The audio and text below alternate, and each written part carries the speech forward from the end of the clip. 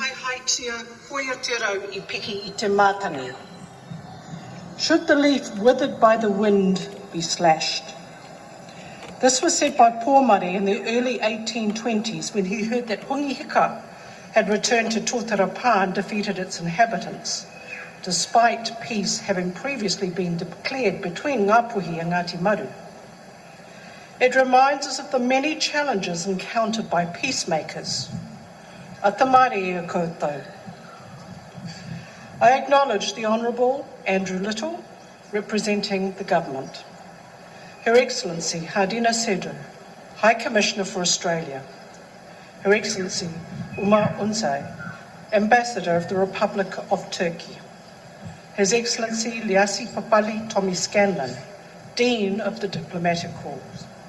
Members of the Diplomatic Corps, Nicola Willis representing the Opposition, Air Marshal Kevin Short, Chief of Defence Force, His Worship Andy Foster, Mayor of Wellington, Bernadette Kavanagh, Chief Executive Ministry of Culture and Heritage, Fiona Cassidy, Acting Chair of the National War Memorial Advisory Council, BJ Clark, President, Royal New Zealand Return Services Association, Taranaki Whānui and veterans.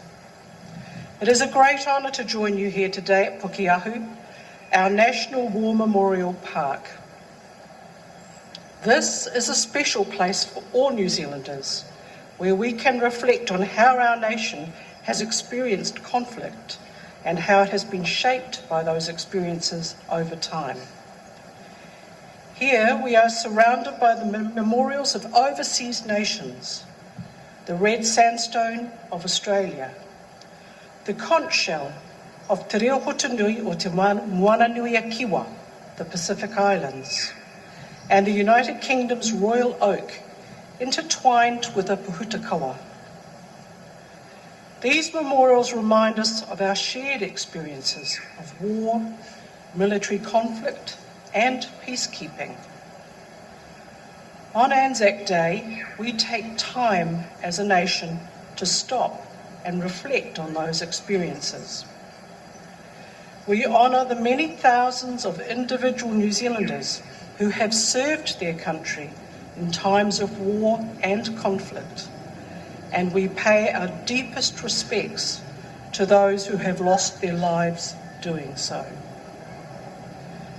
As we acknowledge the many sacrifices made throughout our history, we must be mindful of the need to embrace and cherish the veterans of more recent conflicts. By recognising their contributions and listening to their stories, we gain a better insight into the full impact of service on their lives and on the lives of their families. This year it will be my privilege to host the investiture of Ta Robert Bom Gillies, who will be knighted for his services to Māori and to war commemoration. Bom is the last surviving member of the 28th Māori Battalion. He enlisted in 1943 at the age of 17 and served in Italy, including at the Battle of Monte Cassino.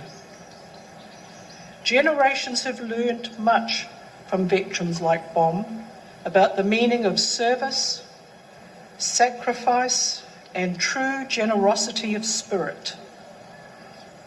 Behind me lies the tomb of the unknown warrior, representing all New Zealanders who did not make the journey home after serving their country overseas. Today, as on all ANZAC days, the tomb will be laden with poppies.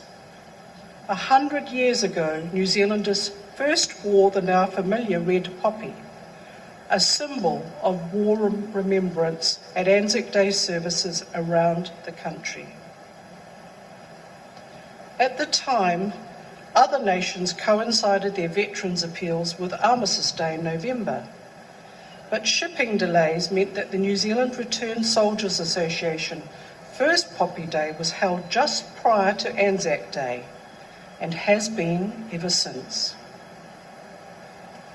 In the 1920s, New Zealand was heavily affected by the impacts of the First World War, and immense efforts were underway to integrate veterans. Though the majority of the ill and wounded had been discharged from the military hospital system and returned to civilian life, it was becoming increasingly clear that the effects of war would be lifelong for veterans and for their families who cared for them. Alongside the visible scars and long-term physical disabilities, there were many more private battles with mental health in an era where such things were not discussed. And though the war had concluded, men continued to die before their time from war-related injuries and diseases. As I spoke of at this morning's dawn service, the impacts of the First World War and subsequent conflicts on New Zealand did not subside once the fighting stopped. War has shaped our society in so many ways.